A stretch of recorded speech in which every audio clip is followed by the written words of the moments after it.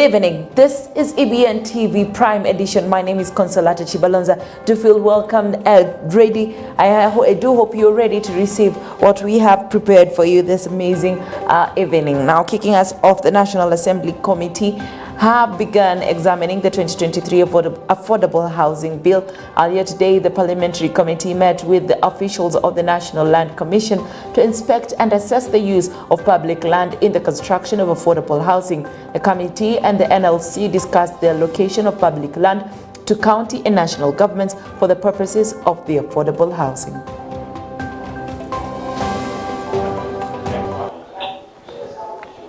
We shall come back to that. Now, opposition leader Raila Odinga has urged the government of President William Samoei Ruto to provide new housing and compensate the victims of the gas explosion that occurred last Friday at the project site in Embakasi, Nairobi. Speaking at the scene today, Odinga said the government should provide 500,000 Kenyan shillings to each affected family to alleviate the hardships caused by the fire incident. Odinga also criticized the government for allowing the plant to operate in a residential area which was intended to harm the citizens. However, Odinga cast doubt on the ongoing investigations into the explosion, saying it will not be surprising to see the owner of the plant being released. Furthermore, Odinga called for these families to be relocated to the newly built homes under the government's affordable housing project. Kuna viungo katika serikali ambayo inaitwa Factory Inspectorate Department na serikali. Ingine ni EPRA ambayo vilevile wana jukumu ya kufanya. Watu wengi wamelala kwa kazi, wamelala kazini, wanangorota na wananchi wako kwa hatari. Kwa hivyo hao wote natakana wachukuliwe hatua vikali. Kama ingekuwa ni serikali ya Azimio, mambo ingekuwa tofauti sana. Lakini hii ni sababu ya uzembe serikali ya Kenya Kwanza. Wameshindwa na kazi. Manake hapa wakati hii inatakana hatua ilikuwa tayari ishachukuliwa. Wanaambia wanafanya uchunguzi. Hii uchunguzi haitaki ichukue zaidi ya masaa 48. Tayari unajua makosa iko wapi. Nani na nani na nani. Mimi nilisikia ati jamaa anaenda kwa polisi. Ati yeye amesurrender. Jamaa angekuwa ameshikwa kitambo mbeleni huko na atoe ichukuliwe. Mimi najua ya kwamba huyu jamaa atatoa pesa tu. Watu wamekufa. Hiyo maisha hao jamaa ni kama maisha ya ng'ombe tu. Ni kitu ya kusikitisha sana. Yale ambayo wanasema yote ni maneno matupu tu. Ati Bwana Gachagua amekuja hapa anasema nini? Tunasema tunataka kila jamii hapa ipewe ridhaa ya shilingi milioni 500, shilingi laki 500, 500,000 kila jamii. Hiyo nitawezesha hao watu kwenda kuanza maisha mapya. 500,000 for each and every family. Na hiyo sio kitu kubwa sana. Hiyo itasaidia. Mimi naambia Bwana Ruto, wewe mwenyewe ni rais, angalia hii maneno, hakikisha kwamba kila jamii hapa imepata shilingi 500,000. Alafu hawa jamaa kwa sababu manyumba zao zimechomeka, zile affordable houses ambazo ziko tayari wapelekwe pale. Umeelewana vizuri? Umeelewana vizuri?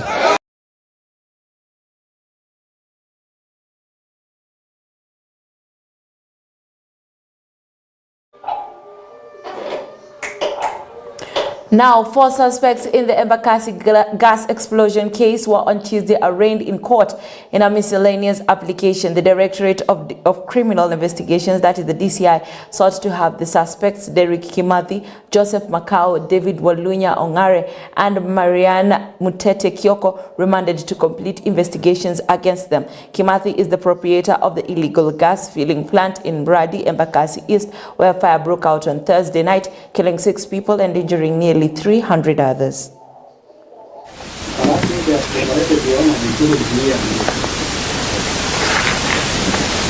So it is your supposition that he did not cooperate, although he brought himself to Embakasi. I see, and that is what has handicapped you. I rely on the respondents and the experts to assist me. You are relying on these people here on the dock to assist you. Are you conscious to continue assisting you? And that is why it's important for you to keep them for 21 more days. How do you want them to assist you?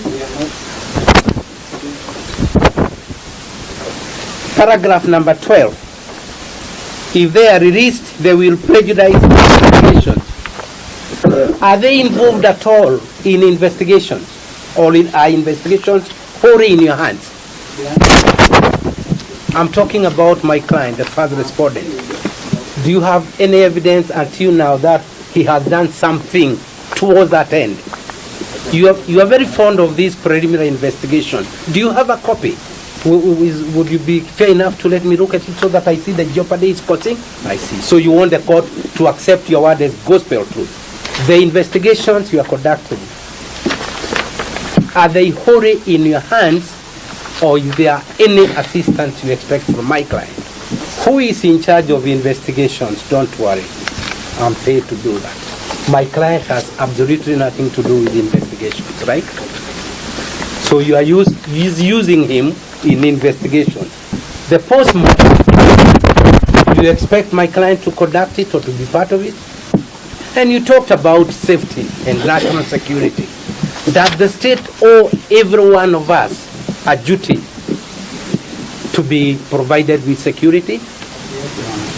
Up until when my client surrendered himself to your station, had you received any information that anybody had threatened him because of this matter?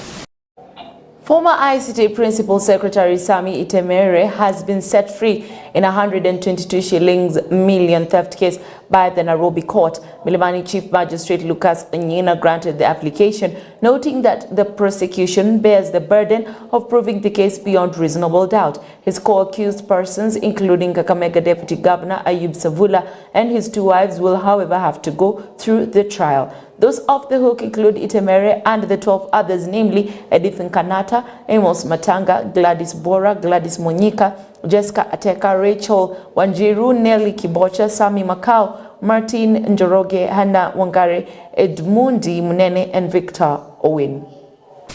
Upon review of the evidence in possession of the prosecution,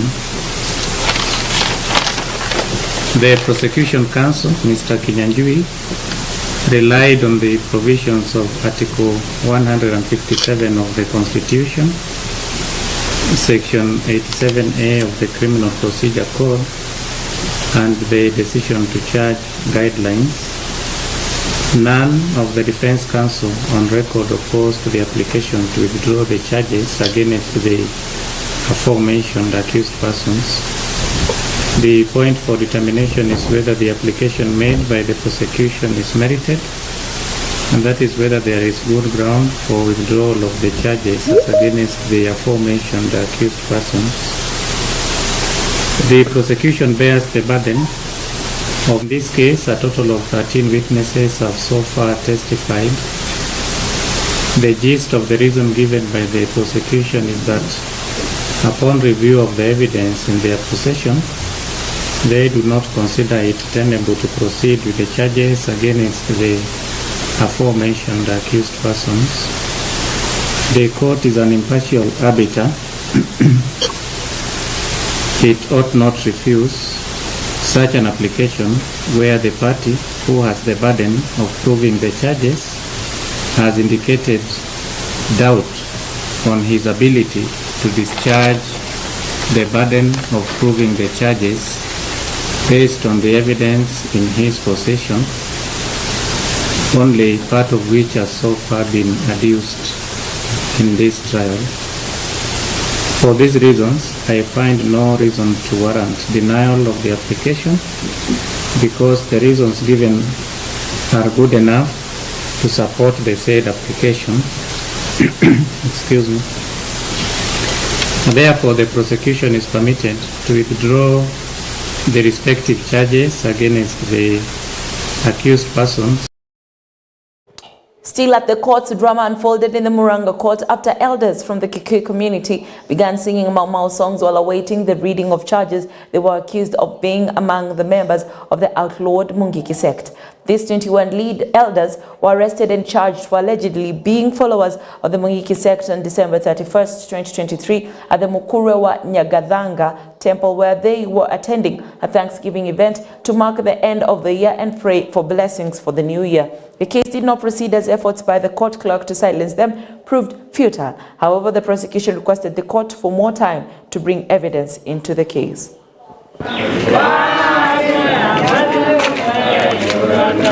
We came here because of the 31st of December last year. In our ancestral home, the home of our original father, Gikoyo, and his wife, Mombi, was invaded by the security officers at the instigation of the state. And those old men and old women, the old men and women, some of them as old as 90 years, others 80, others 70, were arrested. Tumekuja hapa kwa sababu hawa watu 22 wameshtakiwa kwa kuwa wanachama wa Mungiki. Ukiangalia wale ambao wameshtakiwa wengine ni wanawake wakongwe, wengine wa zaidi ya miaka 70 hadi 90 na wazee. Ingawa kuna watoto wao pamoja ambao walishikwa pamoja na wao. Sisi kama Kikuyu Council of Elders ambapo leo tuko na wazee kutoka Kikuyu Council of Elders. Really, this is a case of political persecution, and it is now rampant among the Kikuyu community or within the Kikuyu community. At the beginning of the year, we had over 300 young people who were arrested and put in overnight, I think for more than 2-3 nights, with boards of more than 3 million shillings cumulatively. What was the offense they had committed? Just to assemble together, or to be accused of having attempted to assemble. I'll give you up to Wednesday to confirm whether you're ready to proceed with this matter. All right. Mention Wednesday, 7th February.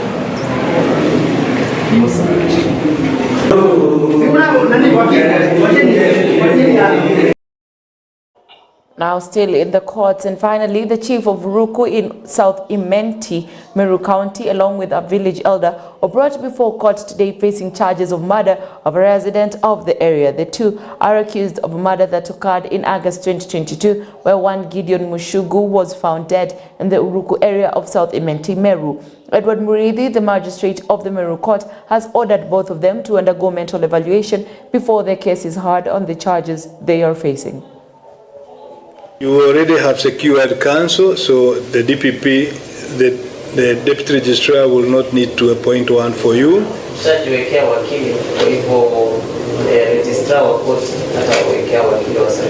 But we need a confirmation that you are fit to proceed with the matter. So we'll make an order for assessment as to your fitness to plead by a psychiatrist. A mother who was a shop attendant at an M-Pesa outlet in the Chetambe area of Bungoma town was shot dead by suspected robbers after being attacked overnight. According to witnesses, the criminals raided the M-Pesa shop at around 8 p.m. with the intention of robbery and shot the woman. One suspect accidentally shot his accomplice while aiming at the woman's husband, and enraged residents stoned him to death on the spot. Residents of the area have heavily criticized the rampant insecurity in the area, blaming the police officers for the negligence. The bodies of the two have been stored in the morgue in Bungoma town as investigations continue. Ilikuwa saa 1:30. Risasi ililia hapa mara 3. Sasa kulia mara 3 sisi tukatoka hivyo. Ndio kuja tukapata ni wezi wameingia hapa. Na waliingia kawa wamezima lights. Kuzima hivyo lights wakaanza kukorofishana, wakachukua pesa ilikuwa. Sasa wakiwa kwenye harakati waambiwe mbaba awatumie pesa yako nayo kwa account, ndio wakaanza kukorofishana. Sasa kwa kukorofishana hivyo akakataa. Kukataa, bibi yake akakuwa anatoka huko kuona light imezimika aje. Light kuja hivyo baba akaambia bibi yake kwa kesi fanya nini watoroke. Sasa wakitoroka wakataka kushutu mbaba. Kutaka kushutu mbaba, kumbe wakashutu mwenzao. Wakashutu jambazi mwenzao, akampiga risasi ya mapaja. Sasa kwenda kurusha ya pili, ndiye akapiga yule mama risasi hapa hivi. Shingo ikapasuka. Ndio tukakaa. Hakuna response ya polisi wanakuja, na hapa tunashangaa sana kwa sababu hapa karibu kuna polisi wanalinda hapo. Hata wao wangekuja waone, au walitulia tu huko penye walikuwa. Hawakuja. Ndio tukakaa sana. Ndio polisi wakakuja na hizo gari zingine. Kwangu mimi naona ya kwamba serikali yetu ya Kenya itusaidia sana kuhusu ulinzi. Sababu kama tukakaa muda sana tukaona gari ya polisi natokea kule aje hapa. Hata tukajiuliza hata kama polisi ingekuwa karibu hapa, hawa watu wangewashika kwa haraka sana. So kauliza mzee huyu mwingine, kumbe walikuwa wawili, mmoja akapika mwenzake risasi akapaki ndani, alikuwa anafikiria anapika mzee. Mama alitoka mlango wa nyuma. Mama alipotoka mlango wa nyuma ndio jamaa akamwona akampika risasi. Na huyu mzee wetu naye alikuwa amekaa pale. Huyu jamaa alifikiria sasa ndiye anapika mzee, kumbe anapika mwenzake. Na huyu mwenzake sasa akaamua kutoroka. Sasa tunaomba serikali yetu ya Kenya itusaidie ulinzi katika Bungoma hili. Wasaidie usalama hapa Bungoma. Vitu kama hii tutaki kuona ikitendeka. Sisi tunataka security. Wawe kali watusaidie watu kama hawa wanaswe. Watu wawe huru katika sehemu hii ya kaunti yetu hii. Our different agencies led by NACADA, KRA and KEBS collaborated in a crackdown to nab illicit alcohol believed to have killed 5 people from various areas in the Ndeia area of Kiambu County. Several traders were caught with alcohol that had exceeded its shelf life, allegedly being sold to residents of Ndeia, leading to protests by women last week. The residents have supported this crackdown, stating that the number of bars has increased in the area while requesting to be involved when these bars are licensed. However, they commended the Kiambu County government for licensing bars near a residential area, but they complain that illicit alcohol and drugs have caused the deaths of their residents. My name is Anthony Marikwa. I'm the CEO of NACADA, but specifically emanating from the hue and cry that came from the community of Ndeia last week. Out of that, we started carrying out a compliance check on the establishments here to ensure that not only are they compliant, observing the specified time, making sure that they are licensed, and also ensuring that the drinks that are being served to the residents of this area are fit to be consumed. Most surprising thing that we've learned while being here is that 80 applications have been made to the county for liquor license. Bearing in mind that this area only has a population of 10,000 people, I think that number in relation to the population is too big. We will sustain our efforts to ensure that the residents of this area are not victims of contraband alcohol, and the cries of the residents that were made last week will be fully addressed. We will be in this area for some time. I think we'll carry out a census. We'll move from establishment to another to ensure that we mop up and combat this area. So we are around to ensure that the Mwananchi is no longer aggrieved. And we'll work hand in hand with the county to ensure that everything that is required to be followed before licenses are issued are indeed followed. You see here is a multi-agency. That in itself is evidence that we are working as a government. Tunafurahia juu wamesikia kilio yetu, wamekuja na wakafunga hii vilabu. Tunasikia vizuri sana. Serikali ya county, vilabu zote ziko kwa vijiji, wasipewe license. Vilabu zinafaa zikuwe kwa mapao. Kwa majina naitwa Ana Wajera kutoka Ndeia. ningeomba serikali wakipatiana barua za vilabu, kwanza wanashirikiana na wanakijiji, wanajua vile hali iko na mahali inaekwa, ili hata wakitoa sheria za pombe kuuza ikuwe imekazwa kabisa, si ati kuweka masaji, hata kwa kifungua unapata masaa yenye wamepatia sio wanafungua nayo. On Tuesday morning, students of Multimedia University staged a protest on Magadi Road. They blocked the road following an incident where one of them was attacked by a hyena in Rongai. Kelvin Mwenda, a 21-year-old student at Multimedia University, was attacked by a hyena at around 2 p.m. on Monday along the Masai Lodge Road. Stephen Romo, a resident of Olmeut village in Ongata Rongai, rushed to his rescue and also sustained serious injuries. Both were rushed to Wama Nursing Home Hospital for treatment. Kenya Wildlife Services officials responded to the incident on Monday night.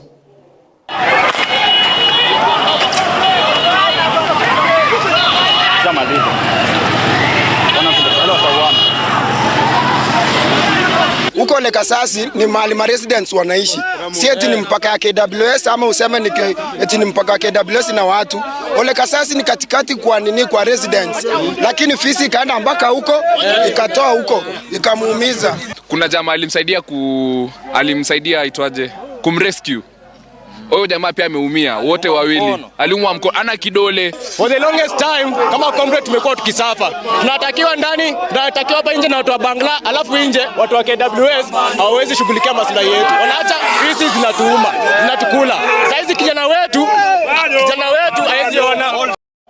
Still on university students, Southeastern Kenya University is set to begin construction of the Mwingi Dam after the university was opened by the Kitui County government 8 years ago. Deputy Vice Chancellor Douglas Shitanda of the university has stated that they are ready to commence construction of the dam, which is estimated to cost 350 million Kenya shillings to complete. He has promised that the university's management is committed to the project, which aims to expand the university's area, and he calls on the national government to support the initiative. The whole management from SECU, they are together with me here, and we wanted to be sure that we see the land, we see whether it is actually suitable for us to use, and I think it fits our motto from arid to green. So our first responsibility would be to see what can we do to ensure that this land is green, and then next we will be wanting to see if we can be able to have the infrastructure that can help us to start a campus, and from that I think we should start building slowly on what we have and pray that one day that this can actually become a university. We are very, very grateful to the Mwingi professionals for this donation because we don't take it for granted that you can get 30 acres of land from a team like this one. It means you are thinking very far and you have a vision that can be able to transform the area. Optimistic that they are willing, and also we have the support of our governor who is always very, very supportive to make it sure that the university Mwingi campus is really there. The governor of Machakos, Wavinya Ndeti, launched a consignment of various types of food for distribution to all public early childhood development education centers across her county in a move aimed at promoting early education. The second phase of the free school feeding program by the county government comes just 2 weeks after the government launched the Mama's Milk program, a program to provide free milk to ECDE students in public institutions throughout Machakos. Speaking during the flagging off ceremony at her Machakos County headquarters, Wavinya announced that her government would continue to focus on laying a solid foundation for comprehensive learning in ECDE centers.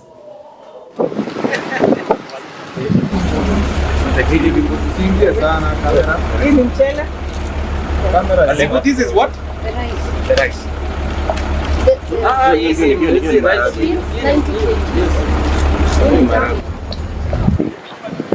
Tumeleta chakula na hiyo tulianza last term. Hii tumeleta tena na tutaendelea kuleta kila term. Watoto wetu waweze kupata chakula. At least kama there is protein, tumeweka protein hapo na starch. Na kuna maziwa. tukipatia watoto hiyo kwa shule, na wao wakirudi nyumbani, kina mama wahakikishe kuna cabbage, kuna spinach, waongezee hapo jioni watoto wakule. By the time mtoto anaenda kulala, amekula balanced diet. Na hii ndio nimeamua mimi kama mama nihakikishe hiyo imefanywa. Ile ingine nimefanya kwa sababu ya kuinua masomo ni bursaries. Kila ward, na hizo nina launch Friday na tunaenda kupatiana. Nimepatiana 2.2 million per ward. Hiyo pesa, ile pesa ya chini sana tumepatiana bursary, na ni kwa primary schools is 3,000. And I think in every ward we have over 500 students. If you multiply that in Machakos County, we will have a great number of our young people going to school. Any country, anywhere in the world, any region, anywhere in the world, even in our republic, that wants to transform, that has transformed, has ensured the basics are gotten right. And that's why, Your Excellency, you have chosen to ensure the basic, which is the ECD in this county, is very strong, is able to pick and move. And other than the issue we are talking about, 100% transition. Transition here is from the parent to the school. Then from that ECD level, then you continue with your education. I think you have ensured, and that is very strong, Your Excellency. I congratulate you. In line with health reports in the country and efforts to alleviate blood shortage, the Ministry of Health and the National Blood Transfusion Service have collaborated to distribute trucks that will be used to collect and store blood in various areas of the country. 6 trucks were launched by the Health Secretary Hilary Kimutai, who noted that this initiative aims to reach beneficiaries and blood recipients nationwide in order to save many lives. Now, Kimutai urged citizens to come forward in large numbers to donate blood, which will help many patients in need of blood in the country. If you can imagine yourself, one day you're in that situation, you need blood, or your family member needs blood, then we'd be donating more blood, because we keep looking at the blood issue that it's somebody far off, somebody who we don't know. But we need to personalize this issue, that if you're in a situation where you or your loved one needed blood and you needed to keep rallying for that blood call, then it would be a lot of headache. But if we each took a personal initiative and we become repeat blood donors, then we'd be able to solve the problem of blood in our country. The challenges that were there previously are being addressed through the policy, through the regulations and the bills that we are going to come up with. And that's why if those who are fearing that there's going to be, say, sale of blood, I don't think that is now going to happen, because there will be regulations, there will be laws that will curb such kind of acts. And that's assurance that we are assuring the members of the public that they need not to worry, they need to come forward to donate blood so that we are all. Still on the Health Department, Health Minister Susan Nakhumicha continued to seek support from the National Health Insurance Fund, which she says will transform healthcare delivery in the country. Speaking in Makueni County, Nakhumicha urged Kenyans to come forward and give their opinions on the SHIF insurance bill to enable the Health Committee to understand and assess the current situation regarding health insurance across the country in order to bring about several changes and reforms in the health insurance sector. Governor Mutula Kilonzo also supported the move, urging governors to take responsibility for the issue of health insurance in the country under SHIF. We cannot deny any Kenyan this scheme because they can't pay. Hiyo itakuwa hatia kubwa sana. Hiyo tutakataa. Tume-expand benefits katika hii social health authority. Number 2, hiyo kadi yako ya Makueni Care, to assume ndugu yangu akuja aoe msichana kutoka huku na huyo msichana ako na Makueni Care, mimi natoka Kitale, hata tibiwa na Makueni Care ukisafiri. Ama mwanamume wa hapa ukienda kujivinjari kwa kaunti nyingine, Makueni Care haikusaidii. Si ni ukweli? Sasa tunataka tutumie hii social health authority ambayo itakusaidia hapa Makueni na pia ikusaidie nje ya Makueni. Traders and residents of Kandui Market have begun demolishing their buildings in a bid to salvage their property as the deadline set by the county government to pave the way for the construction of the Masinde Muliro Stadium expires tonight at midnight. The residents have criticized the short notice given, stating that there is no alternative place for them to conduct their business, and they assert that they do not oppose such projects but urge the government to use the space for its intended purposes. A stadium is being constructed in preparation for this year's Madaraka Day celebrations, scheduled to take place in Bungoma County on the 1st of June 2024.